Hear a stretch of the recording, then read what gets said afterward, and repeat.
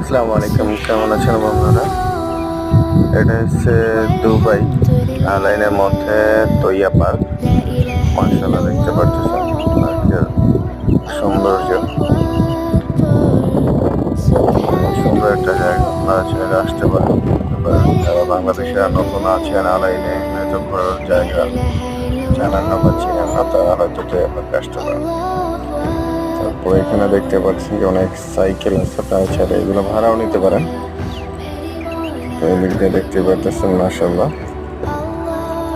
চারিদিক দিয়ে মুখরিত, খুব সুন্দর একটা জায়গা। খেজুর গাছও আছে, দেখেন খেজুরও ধরছে এখানে,